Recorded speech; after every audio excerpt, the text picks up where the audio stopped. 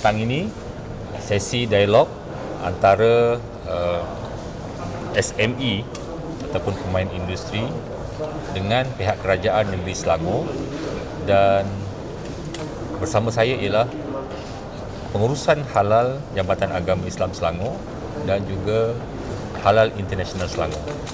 Jadi tujuan sesi dialog ini ialah untuk memberikan penerangan dan penjelasan kepada pemain industri berkenaan dengan hal-hal berkaitan pensijinan halal, proses untuk mendapatkan sijil halal, dan juga isu-isu yang berbangkit daripada berkaitan pensijinan halal. Dan juga untuk memberikan penerangan berkenaan dengan program-program kerajaan negeri Selangor untuk merangsang kegiatan aktiviti ekonomi berkaitan dengan industri halal di Selangor, insentif-insentif yang disediakan, program-program yang dibentuk untuk membantu pemain industri bagi mereka mengembangkan perniagaan di negeri Selangor ini. Jadi petang ini satu program yang saya kira sangat baik untuk jalinan hubungan antara pihak NGO dan pihak kerajaan dalam menjadi jembatan untuk menghubungkan pemain industri dengan pihak kerajaan. Okey, YB, tadi sepanjang pertemuan tadi kita lihat sendiri pihak industri sendiri tidak faham dan tidak mengetahui banyak soalan-soalan yang diajukan yang bukan departmen YB yang menjawab. Kan? Jadi adakah perlu dari segi sudut penerangan itu harus diberi penerangan kepada industri sendiri supaya dia lebih faham apa yang harus dia buat? Ini memang betul, sebab maklumat berkaitan dengan halal ni walaupun telah disebarluaskan, tetapi di kalangan masyarakat bukan Islam, perkara ini mungkin baru dan ramai tak tahu. Seperti mana yang disebutkan tadi, bahawa telur ayam tak perlu sijil halal, sebab telur tu halal. Tetapi proses makanan yang terhasil daripada telur, itu perlukan sijil halal. Dan juga sekarang ni banyak fintech, device, perubatan yang mereka memerlukan sijil halal kerana untuk meyakinkan pengguna. Sebab sekarang pengguna semakin berpengetahuan dan kesedaran perlunya mendapatkan barangan dan produk yang halal. Jadi mereka akan tanya, ini ada sijil halal tak halal? Jadi akhirnya pemain industri terpaksa juga mendapatkan sijil halal untuk memberi keyakinan kepada pengguna.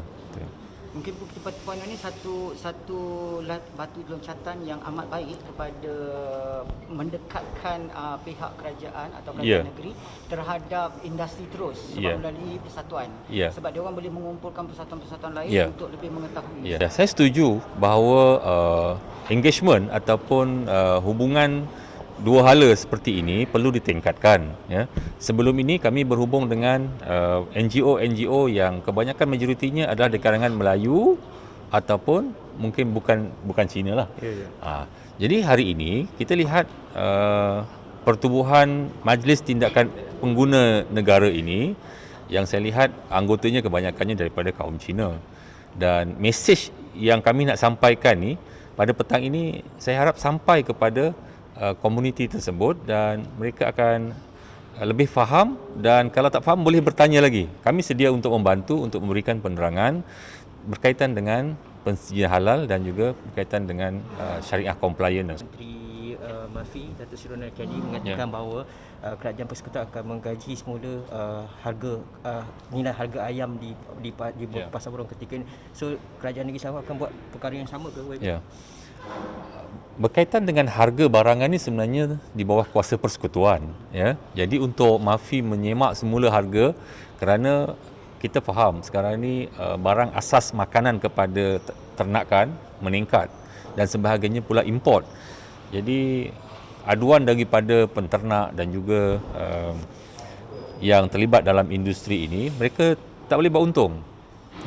Jadi saya memang mengharapkan agar pihak kerajaan persekutuan supaya mereka menyemak dasar, terutamanya food security, dasar untuk menyediakan makanan sendiri, menyediakan sumber sendiri, tidak terlalu bergantung dengan import.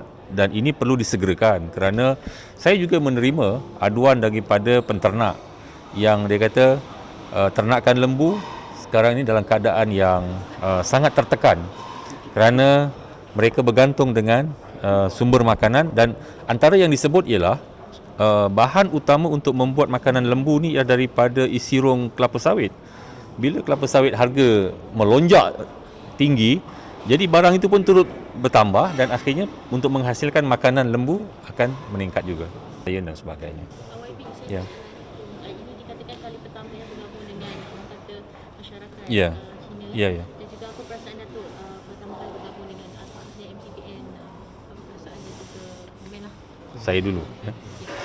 Saya bagi pihak kerajaan negeri sebenarnya menyambut baik dan gembira dengan respon daripada komuniti Cina yang mereka ini nak tahu tentang apa itu halal, dan saya kira lepas ni kami boleh berbincang untuk program yang lebih fokus kepada segmen-segmen tertentu. Ya.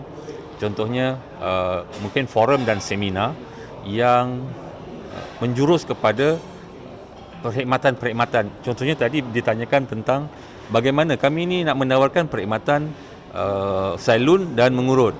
Tapi di kalangan pengguna Muslim, mereka was-was dan teragak-agak. Ya?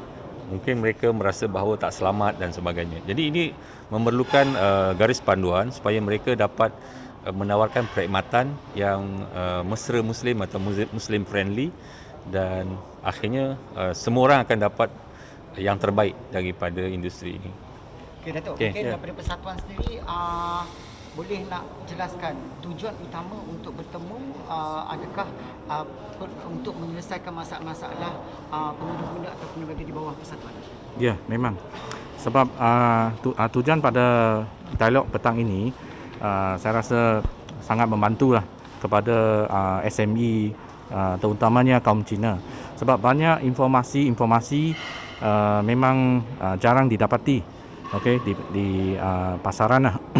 Jadi saya berharap dan ramai lagi usahawan SME boleh datang ataupun bergiat